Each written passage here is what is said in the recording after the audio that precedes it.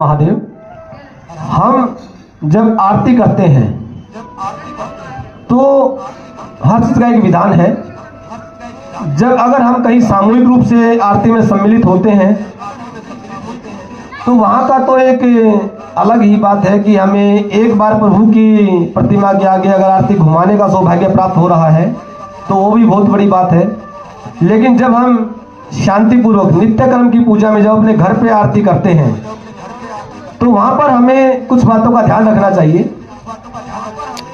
आप आरती को कैसे भगवान की प्रतिमा के सामने घुमाएं, ये मैं आपको जानकारी बता रहा हूँ। विशेष रूप से इसका ध्यान रखें।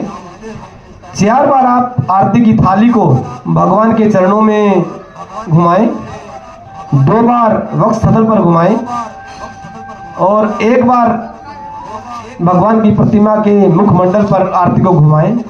ऐसे करके 7 बार हो जाती हैं और फिर पुनः 7 बार पूर्ण प्रतिमा के ऊपर ऐसे आरती को घुमाएं। कई तो मैंने ऐसी माताएं बहनों को ऐसे भी देखा है कि वो आरती को विपरीत दिशा में घुमाने लग जाती हैं।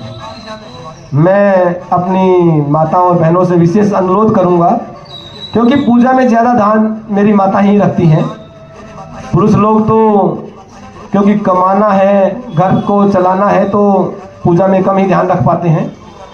तो और जो लोग करते हैं वो इस बात का ध्यान रखें कि जैसे जिस क्रम से मैंने आपको आरती को घुमाने के लिए बताया है ऐसे घुमाएंगे तो आपको आरती का पूर्ण फल प्राप्त होगा और जो आप चाहते हैं। क्योंकि कई बार ऐसा लगता है कि हम बहुत पूजा पाठ करते हैं लेकिन पूर्ण फल प्राप्त नहीं हो पाता, क्या कमी रह जाती है। तो ऐसी ऐसी छोटी छोटी कमियां हमारे जीवन में कई बार रह जाती हैं।